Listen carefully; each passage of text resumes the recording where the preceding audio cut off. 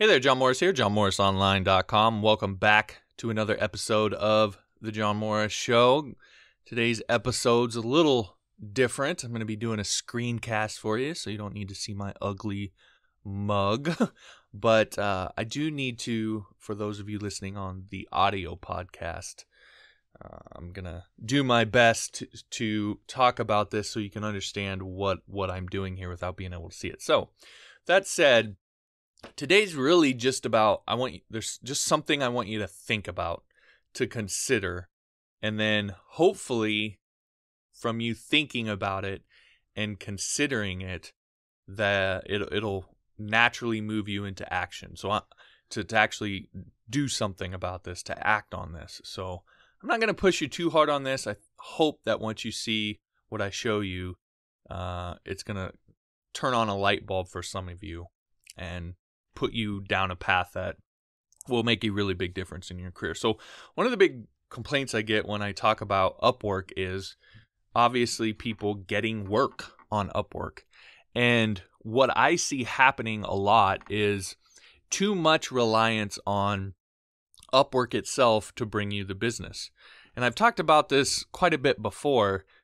You know, Upwork isn't in the business of getting you work. Again, I don't care what their marketing is. I don't care what their advertising says. They're not in the business. They don't really ultimately care about you, the freelancer.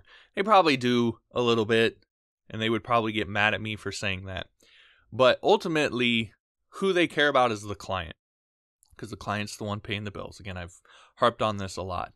And when it comes to freelancers, what they're mostly concerned about is surfacing to the top in all of their listings and searches and so forth, the best freelancers. And they have ways that they go about doing that so that they can match up the best freelancer with a client for that particular project.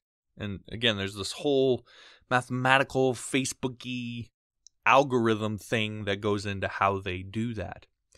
And so when you first get on Upwork, it can be difficult to be on the good side of that algorithm. You're almost by default are going to be on the wrong side of it, because how do they know you're a good freelancer? So again, that's one of the big complaints that I get. And what I want to kind of show you and hopefully spark an idea for you here is how to get outside of that, how to use that to your advantage, how to manipulate it, and how to use YouTube to do it. So I've come over here into YouTube and I've done a YouTube search, and I'll just hit this again so you can kind of see I'm not doing any funny business. This is down here. We're on page 1 of the search results for the phrase Upwork over on YouTube. And I want you to notice something. You might see somebody's friendly face, a friendly name on a few of these videos. Matter of fact, they have this one, and this one. So I have 3 videos that rank in the first page on YouTube for the keyword Upwork. All right, and I don't think I have any others on here. Yeah, I don't. Now, if you look through the rest of these names, I'm the only person that actually has more than one. And as a matter of fact, I've done a lot of Upwork videos here lately that when I release them, like this one, if I put Upwork in the title, it'll most likely show up on this front page for a few days, and then it'll kind of filter into its natural ranking spot. And then over time, if it's a good video and gets comments and likes and so forth, it will kind of slowly move up. I might actually over time end up with more videos on this front page. In fact, one of my goals is to have every video on this front page be one of my videos, but neither here nor there. But the thing I want you to think about is, imagine if you had a video that ranked for a search term. Well, first think about this. How many searches do you think there are on YouTube in a given month for the phrase Upwork? Probably a decent amount. So how many people then as a result click on one of these 3 videos? And in each one of these videos, if you guys know this from having listened to me for a while, I tend to promote some sort of product or service at the end of every one of my videos, because that's how I make part of my money. So imagine if this were a video you did and at the end of it, you promoted some of your services. Let's say it's not Upwork keyword. Let's say it's how to build a membership site, or how to build an Ajax form, or how to do this geeky code thing that people want done for them. And at the end of it, you pitched your services. From 88,000 views over the last year, how many clients do you think you might have picked up from that? Or add another 63,000, well, I guess that's 2 years, so 30,000 per year to that number. This one, add another 15,000 to it. So 120 some odd thousand views over the course of a year. How many clients do you think you might have picked up from that? 1? Maybe 2? 3? 10? 100? So hopefully that you kind of start to get what I'm getting at, and how powerful this sort of thing can be in bringing you clients and helping you get work. Of course, that's just one search.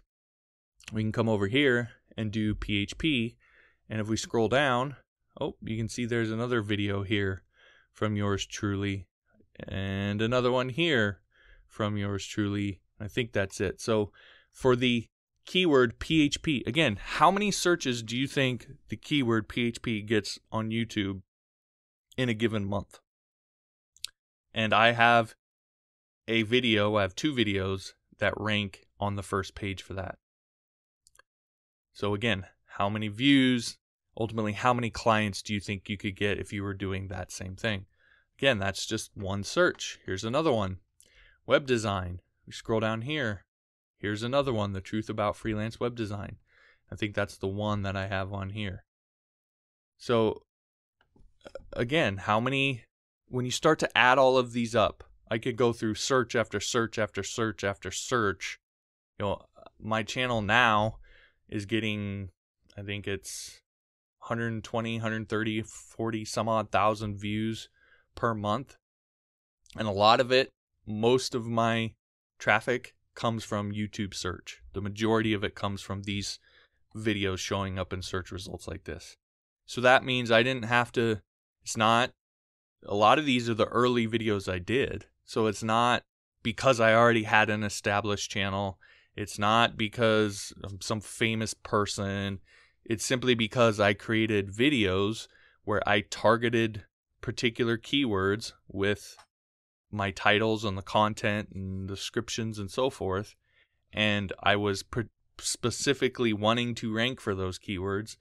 I created videos that had some decent content in them, and people liked them and commented and shared them and etc. So again, how many clients, how much traffic do you think? That's what I want you to think about and ask yourself. How much traction do you think you could get from something like this? How much more do you think you could get than just relying solely on Upwork? So again, to me, this is really, and it's not just YouTube, there's other things, but YouTube's a big part of it because it's such a big, there's just so much traffic going there, and video is so popular right now. But again, this is one of the key ways that you can circumvent what Upwork is doing. Because if you take all of the traffic you're getting to these videos, and then you create your videos in a particular way, and you point people to your profile at the end of it, I mean, you're almost guaranteed to get more traction, more work than you are now by just solely relying on Upwork. And it's one of the really, really easy ways that you can get traction without having to, do a bunch of networking and do a bunch of free work for a bunch of years, etc., etc. So again, easy way to circumvent Upwork. Now, as you might have guessed, I am making this video because I literally just got done recording 5 minutes ago the Get Paid to Code training video for July that I'm going to be releasing on July 3rd. And in that, what I show you is we go actually inside. I show you some of these similar searches, But we go inside my exact process for how I figure out what keywords to target on here, the ways that I go about creating the videos, like the strategy behind the videos. It's my exact process for getting these videos to rank like this and using it not as a way to become a famous YouTuber. That really has never been what my goal was when I started all of this.